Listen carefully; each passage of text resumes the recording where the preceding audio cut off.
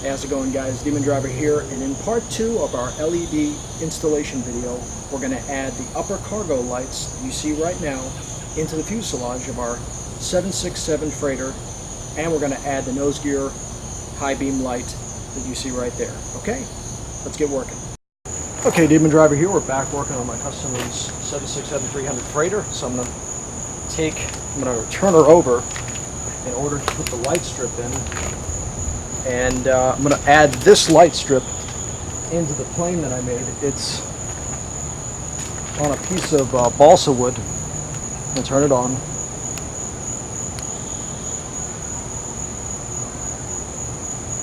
Turn it on. There we go. And that's going to run down the fuselage, down the cargo bay of our freighter, of our 767-300 freighter. I have it on a piece of balsa strip that I painted white, so it's more rigid than a normal, than a strip of LED lights that you can buy for the, for your RC airplane. You put them on the wings. They're stripped out. They're on a piece of like plastic, and they're almost like tape. But this piece of balsa makes it rigid. So what I'm going to do is I'm going to turn the freighter upside down, and I'm going to put this on the ceiling, run down the length of the ceiling of the cargo bay. So that's what we're going to do right now. Okay. And the frogs are out, so I can't help that, unfortunately, in these videos. If you hear a lot of frogs, you're just going to have to deal with it, because there's nothing I can do about it, sadly. Alright, so let's turn this girl over, upside down. Okay. There we go. So in this video we're going to add the cargo bay lights and the nose wheel lights. Okay, what you're looking at now is you're looking at the upside down 767 freighter, the actual freight deck, the main deck, cargo deck. And what I'm going to do is I'm going to right now run this this light strip down the fuselage, down the top, middle, right down that, and that's what I'm going to do right now. Let me move this a little bit out of the way. Okay, good. Here we go. I'm going to run the light strip down the upper ceiling of the cargo deck, very carefully, making sure that I don't get caught up on anything. And right now I'm getting caught up on the camera. So here we go. I'm bringing it down. There we go. And then I'm going to rotate it completely the way I want it. There we go. All right. Oh. All right. This is where it gets interesting. And that is getting it straight and getting it to the point where it's not bouncing around.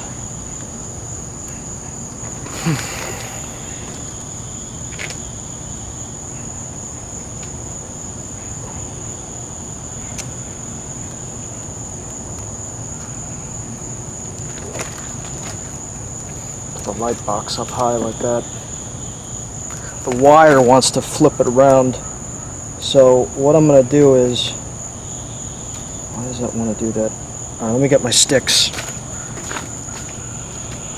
It's good to have a couple of sticks. See, it rolls over. It wants to roll over. You son of a bitch, get back over. What the? Why does it do that? I hate that. It rolls over for no reason. It wants to just roll over. All right, I gotta keep it upright. Stop rolling, you bastard. I'm telling you, the mosquitoes here right now are murder. It's been raining here, and it's really moist, and this thing keeps wanting to roll over. It's crucial that I keep it upright.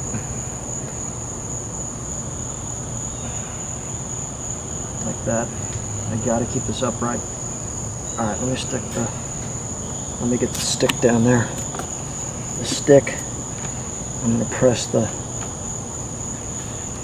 light stick down onto the surface.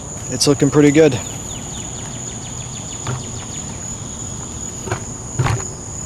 Get you guys in a better position here. Sorry about all the bouncing around. I can't quite get you guys. There we go. Hang on. All right, let me turn them on. Make sure the strip isn't bending or twisting. All right, here we go. Yeah.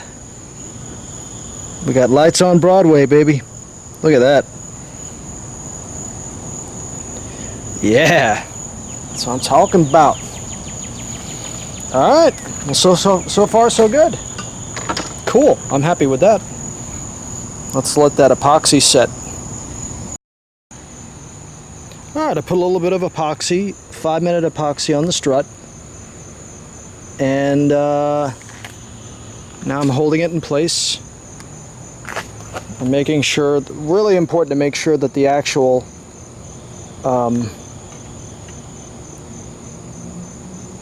that the strut, or excuse me, the lights are in going in the same exact direction as the wheels themselves, because you don't want the wheel cocked a bit and the lights are not. So you got to remember that. A lot of people make that mistake. They add the lights, but then they forget that the wheel is cocked, and then once they move the lights or move the nose gear around, the lights are not facing in the right direction. So that's very important. So we got our epoxy setting, and then once we're set with this, we're done. Well, here is our nose gear landing light in place. It's done. Looks really good. I'm going to clean up the wiring up the fuselage strut. That's not a big deal. Now let's look at our main cargo bay lights. Oh yeah. Check that out.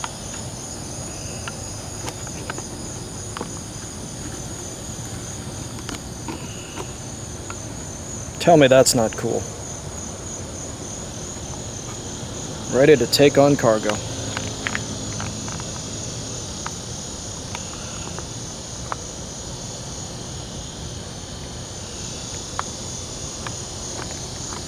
Let's see it with the cockpit kit in place, because we can look through the crew door. There's a door in the back here. See, that's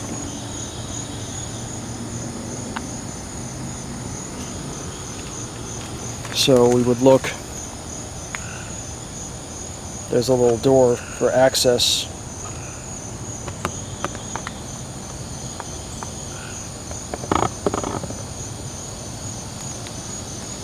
Is that cool or what?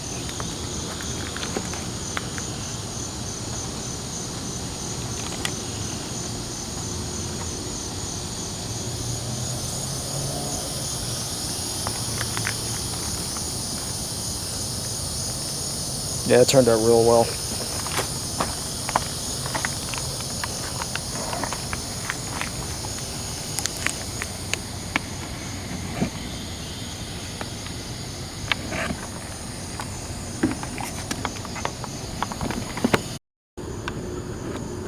Yeah,